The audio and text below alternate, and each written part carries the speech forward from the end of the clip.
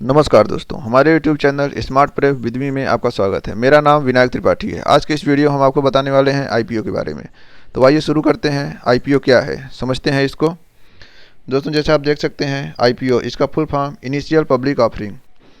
जब कोई कंपनी पहली बार अपने शेयर्स को या फिर अपनी प्रॉपर्टी को लिस्ट करती है स्टॉक मार्केट में, तब उसको आईपीओ कहते हैं। अब इसके पीछे का बैकग्राउंड समझते हैं पहले कि आईपीओ बनने की कंडीशन में कंपनी पहुंचती कैसी है। तो दोस्तों, जैसे ही आप अपने आस पास या फिर आपके दोस्त रिश्तेदार या फिर घर वाले किसी ने भी कंपनी फार्म स्टार्टअप या फिर ये सब कुछ बनाने की कोशिश की होगी, तो उन्होंने क्या किया, पहले पूंजी इकट्ठा किया होगा। तो जब पूंजी इकट्ठा किए होंगे तो कुछ पैसे उनके पास रहे होंगे, कुछ उधार लिए होंगे, कुछ ऐसे करके उन्होंने अपनी कंपनी को स्टार्ट किया।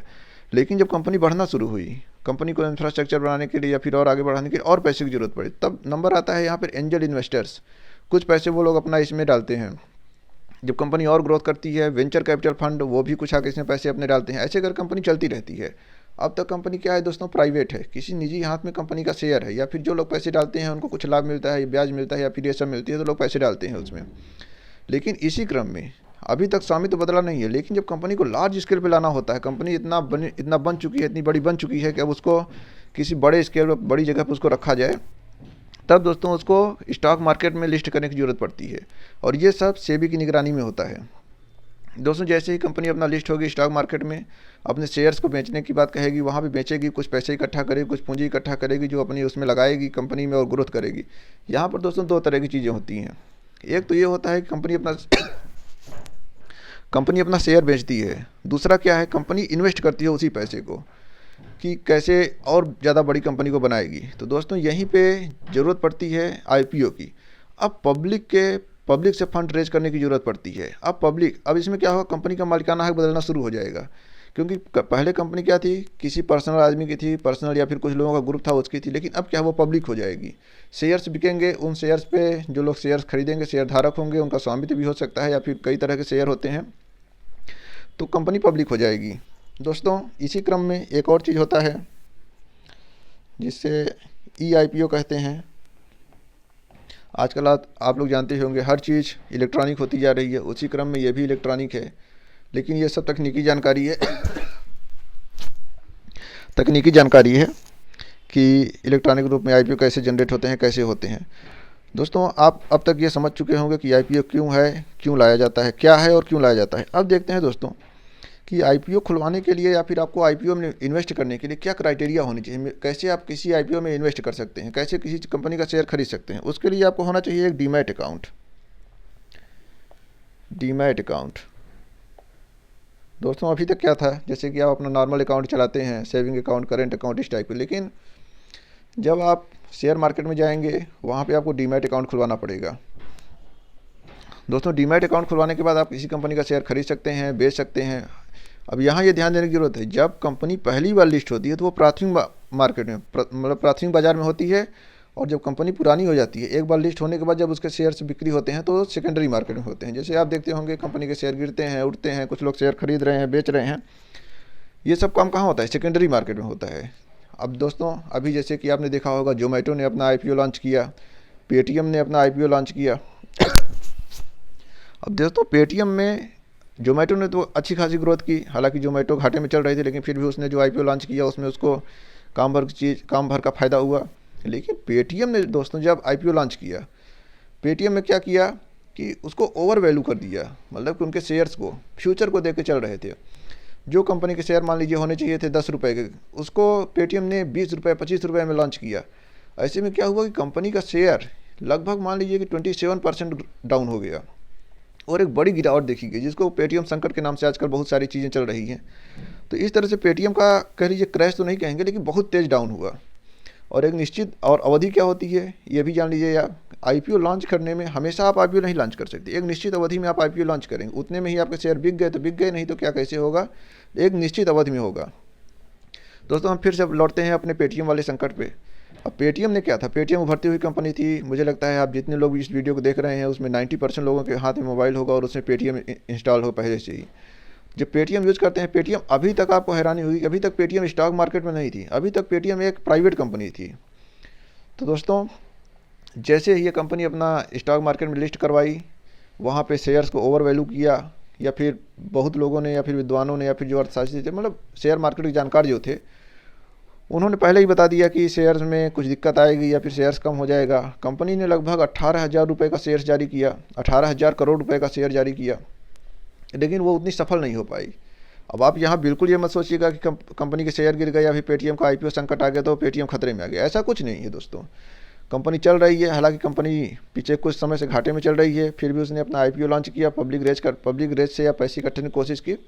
लेकिन यह बिल्कुल नहीं है कि पेटीएम खत्म होने वाला है, पेटीएम बंद होने वाला है या फिर कुछ है, कुछ नहीं है। पेटीएम जैसे है वैसे ही चल रहा है। हो सकता है आगे मार्केट बदले और उसके शेयर बढ़ें और ग्रोथ होनी शुरू हो जाए, तो बिल्कुल पूर्वाग्रह रखने की ज़रूरत नहीं है। पेटीएम आप आराम से यूज करिए, कोई दिक्कत नहीं है। दोस्तों आगे बढ़ते हैं। आगे बढ़ने में ये देखते हैं कि जैसे पेटीएम को मान लीजिए आईपीओ को जब लॉन्च करना होता है तो यहाँ पे ये ध्यान रखने की ज़रूरत है। एक होती है अंडर राइटिंग्स।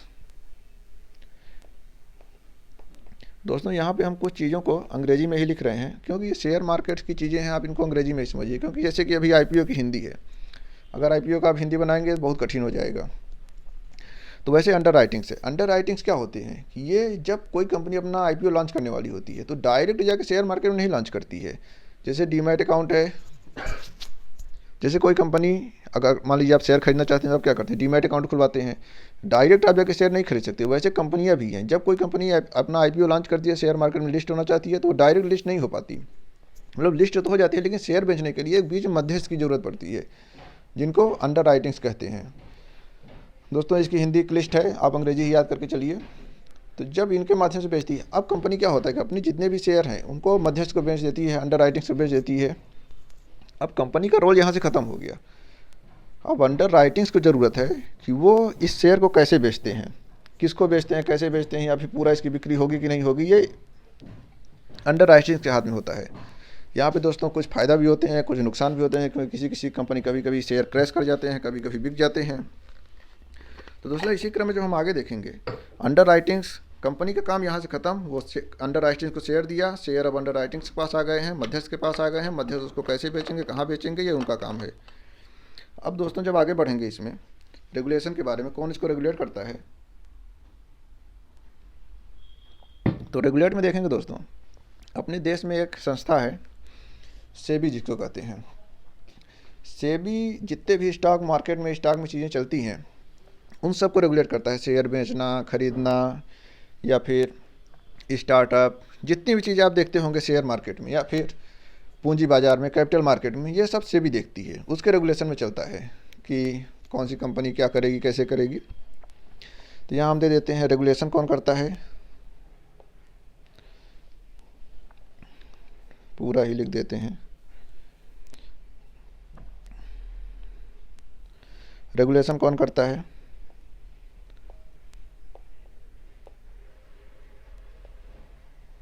सेबी।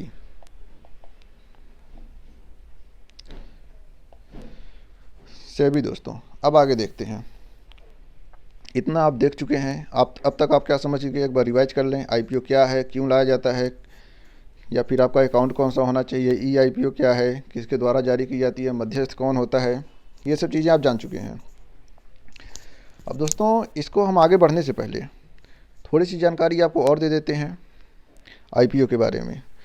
अब आईपीओ में दोस्तों जो आईपीओ जारी की जाते हैं, अब यहाँ ध्यान देने की ज़रूरत है कि अभी तक कंपनी के जितने भी शेयर थे, कंपनी का जितना मालिकान, वो प्राइवेट हाथ में था। अब क्या हुआ, पब्लिक में जा रहा है। पब्लिक में जा रहा है तो अब एक आदमी की कंपनी नहीं रह गई वो, अब वो कंपनी बदल रही है, मतलब कि उसके शेयर बदल रहे हैं। अब शेयर जैसे कि अगर आप भी उसमें शेयर खरीदते हैं, कुछ शेयर इन्वेस्ट करते हैं, तो आप भी उस कंपनी के मालिक हो जाएंगे। कुछ शेयर उस कंपनी का आपको भी मिलेगा। क्या फ़ायदा होता है, क्या घाटा होता है, ये सब चीज़ आप भी उसमें यूज करेंगे, जानेंगे, समझेंगे, या फिर आपके व्यवहार में आएगा वो चीज़ें। तो यहाँ पे आप समझिए शेयर कैसे कैसे जारी किया जाता है दोस्तों। अब इसमें हमने कुछ टर्मिनोलॉजीज यूज की हैं, उसको हम आपको बता देते हैं। जैसे कि हमने एक एंजल इन्वेस्टर की बात की,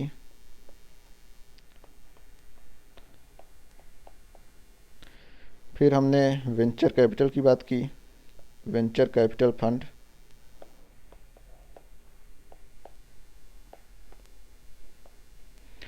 फिर हमने एक बात की डीमैट अकाउंट की। उसके बाद दोस्तों इसमें हमने शेयर की बात की। शेयर में एक इक्विटी शेयर होता है, और एक प्रेफरेंशियल शेयर होता है इक्विटी शेयर की।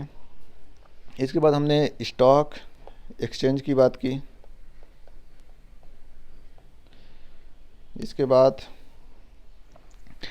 और भी एक इसमें राइट इशू भी होता है, राइट इशू। इसको हम आपको नहीं बताए थे, अभी बता दे रहे हैं। राइट इशू क्या होता है दोस्तों? जब कोई कंपनी अपना शेयर बेचती है, जैसे प्रथम बार बेचेगी तो आईपीओ हो जाएगा। जब सेकेंडरी में बेचेगी तो कंपनी क्या है कि जो लोग पहले से इन्वेस्ट किए हैं, जो पहले से उसके शेयर लिए हुए हैं, कंपनी को जब दोबारा अपने शेयर्स बेचना होगा तब उसको पहले इन्हीं लोगों को मौका देना होगा जो पहले से शेयर धारक हैं।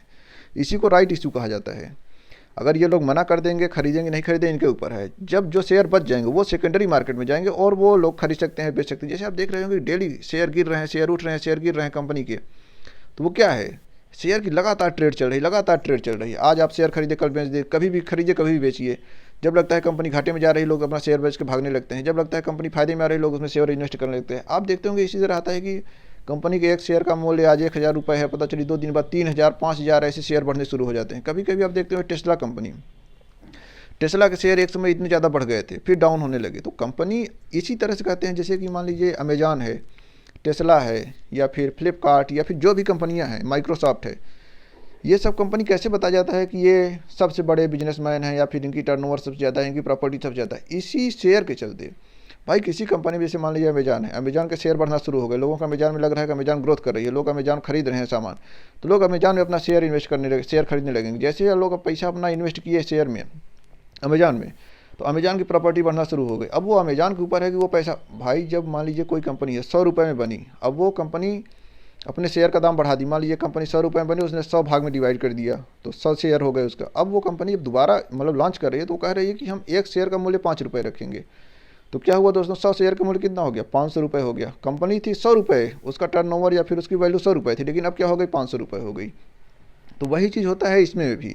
जैसे अमेजॉन में क्या है कि अमेजॉन का एक शेयर मान लीजिए जब चल रहा था 10 रुपये में था, 20 रुपये, हम कहते हैं 1,000 रुपये में था, लेकिन जब लोग उसमें इंटरेस्ट लेने लगे, उसमें ग्रोथ दिखने लगे, उसमें भविष्य दिखने लगा, लोग उसमें इन्वेस्ट करने। जानते हैं जब कोई चीज़ ज़्यादा डिमांड बढ़ती है उसकी मांग बढ़ जाती है।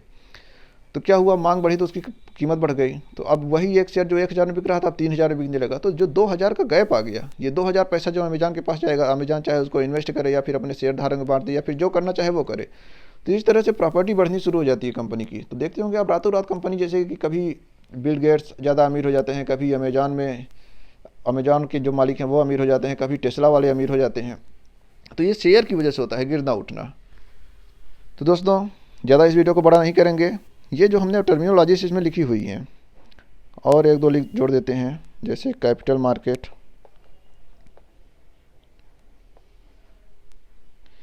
मार्केट या फिर सिक्योरिटी।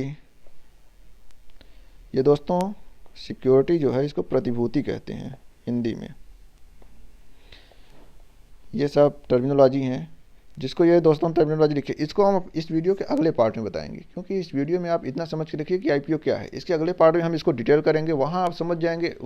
अगला वीडियो देखने के बाद आप शेयर मार्केट में पैसा इन्वेस्ट करने के एकदम काबिल हो जाएंगे। मतलब खुद को इतनी जानकारी आपके पास आ चुकी होगी कि आप शेयर मार्केट में पैसा इन्वेस्ट कर सकते हैं, एक शेयर धारक बन सकते हैं। तो दोस्तों इस वीडियो को यहीं पे ख़त्म करेंगे। हमारा अगले पार्ट जल्दी ही आएगा। उसको देखने के लिए आप हमारे इस चैनल की बेल आइकन को तो प्रेस करके रखें, जिससे हम जैसे ही इसका अगला पार्ट अपलोड करें तो तुरंत आपको नोटिफिकेशन मिले और उसको आप तुरंत देख पाएँ। दोस्तों अगर अभी तक आपने हमारे चैनल को सब्सक्राइब नहीं किया तो इस चैनल को अभी सब्सक्राइब करें। अगर ये वीडियो अच्छा लगा हो तो इसको लाइक करें और ज़्यादा से ज़्यादा शेयर करें, जिससे ज़्यादा से ज़्यादा ये नॉलेज, ये जानकारी ज़्यादा से ज़्यादा लोगों तक पहुँच सके। जय हिंद, धन्यवाद।